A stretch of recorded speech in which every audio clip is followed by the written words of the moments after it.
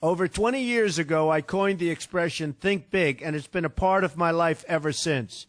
It's also come true. I became an even bigger success after I said it than I was before. And that's one reason I think it's an important way to think. It obviously works, and that's what I'm going to talk about today. What I said exactly in my first book, The Art of the Deal, is as follows. I like thinking big. I always have. To me, it's very simple. If you're going to be thinking anyway, you might as well think big. That book was a bestseller, and it's considered a business classic at this point. But I never thought those words would become bestsellers in their own right. It's an interesting point that I'm famous for two very short statements. Think big and you're fired. But let's stick to the first one for today. And I'd suggest strongly that you pay attention so that you won't have to hear the second one. Thinking big starts with the details and grows from there. Because I'm a builder, I'm very aware of the importance of having a good foundation. You can't take chances in construction. You can't be haphazard and say, well, maybe this will work, maybe it won't, so let's try it and find out. Because a lot of people will be at risk. I have to know if something will work or not. Every inch has to be accounted for. In other words, thinking big starts with being thorough. So number one, be thorough. Don't count on happenstance to get you anywhere, because it won't. Number two, get a momentum going and keep your momentum going. You have to have big ideas, but you've got to have the energy to get them done, which can sometimes take a long time. If you don't have momentum, you will not have what it takes to get the job done. Patience alone isn't enough. I have a lawyer friend who used to refer to me as the reverse tornado who builds everything in his path. I always like that because it implies a lot of energy and a lot of momentum.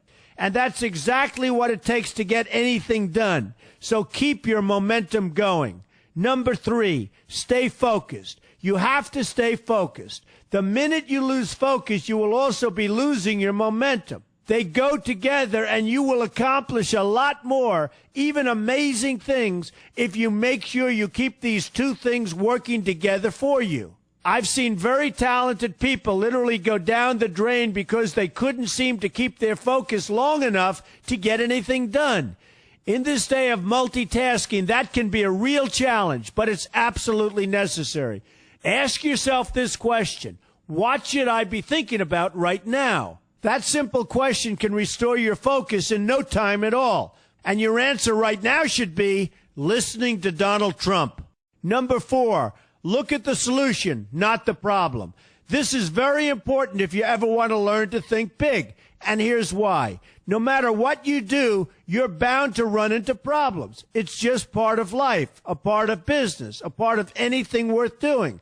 If you let the problems get in your way, they'll become bigger than your idea was to begin with, and you will be a wipeout. No matter how bad things look, keep your focus on the solution, and you will be surprised how things can work out, and work out properly. One way I do this is to ask myself when confronting a possible problem, is this a blip or is this a catastrophe? A catastrophe is something like an earthquake, a tsunami, a war, and so forth, and a blip is everything else. Right away, you'll have the right perspective, and your equilibrium will be restored. So keep your focus on the solution. Number five, see opportunity for what it is, an opportunity. For example, why are you listening to me today? Curiosity? You like me? You don't like me? You want to learn? You have nothing else to do? You want to hear me tell you you're fired? I hope not. But whatever your reasons might be, they've brought you to a good place to get involved and to learn.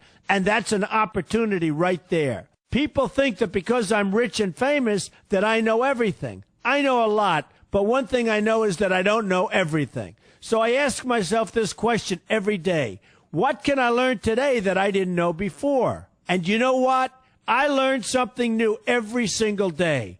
That's a big reason for my success, and the same thing can apply to you. Take the time to see today as an opportunity, and you'll be surprised by what can come your way. Be open to new ideas, and you will be creating your own opportunities before too long. Number six, know everything you can about what you're doing. That's a good way to cover your bases. Another good way is to read the book Robert Kiyosaki and I have written together, Why We Want You to Be Rich. It's about covering your bases and knowing what's going on. I remember when some guys came in to meet with me about a great idea they had for an atrium for a building on Wall Street. It was a beautiful idea except for one thing. None of them had thought about how the building would be supported around this fabulous atrium.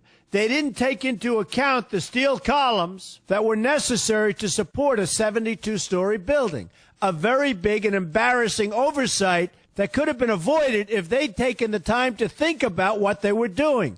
Don't let that happen to you. Know what you're doing first. Number 7, be lucky.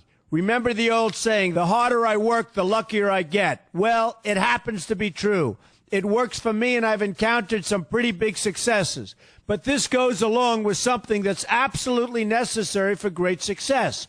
Be passionate. You have to love what you're doing if you want to be successful at it. My father told me that it's absolutely true. I might work 7 days a week, but it doesn't seem like work to me because I love what I'm doing. If you don't like what you're doing, find something else to do, or do it part-time until you can find something full-time. You will never be successful, happy, or healthy unless you're doing what you love to do. That's just the way it is. So give it some thought. In fact, give it a lot of thought. For example, if you're feeling frustrated, there are 2 ways to look at the situation. Frustration can mean that maybe you're expecting too much, or it can be an indication that you know you should be, or could be, doing more. Use frustration as a motivator. Use it to get where you want to go instead of staying where you don't want to be. But above all, be passionate. That's the fast track to success, no matter what your interests are.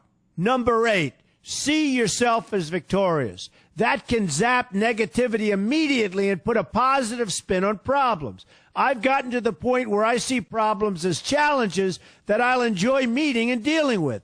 My point here is that no matter what you do, you will encounter problems. Why not see them as challenges instead and know that you are more capable of dealing with them? That's positive thinking with a realistic slant. When I go into negotiations, I keep an open mind to what may happen. But I can tell you that there's already a done deal attitude on my part. I've already thought the process through to the extent that I know everything will be better off if they agree with what I've come up with because I've taken both sides into account. I enter the situation with a victorious attitude, and I've had enough victories to know that this attitude works. Use it. Number 9, be smart. Know that you have something unique to offer because you do use the tools that are provided for you and remain open to new ideas. That's being smart. That's also where innovation comes from. Being smart means you know how to use what you've got. That doesn't mean there's nothing left to learn, but it means that you will have the ability to learn and move forward with success. And success is very important. Success is what you want. Just be successful. Believe me, you'll be happier. I know people who have had very few real advantages in life, and yet they've managed to become giant successes. They figured out how to use what they had, not to dwell on what they didn't have. I'm convinced that everyone has something useful to offer, and if you apply yourself diligently, you'll find that you have what it takes to succeed, and you're going to be a lot happier for it. Number 10, above all, never give up. Never, never, never give up. The only time you will be a failure is if you quit trying. Only losers quit. The biggest losers in the world are quitters. Winners keep on going. So whatever you do, never give up. My father always used to harp, never give up, son, never give up. Don't ever quit. I never want to see you give up or quit. Well, my father was a smart guy, and I listened to him. And remember, think big. A good way to start is to read our new book, Why We Want You to Be Rich. 2 men, 1 message. There's a lot of great advice in there for you, and I expect you to pay attention. You're going to do fantastically well. You're going to be a winner, and I'm going to see you in the winner's circle.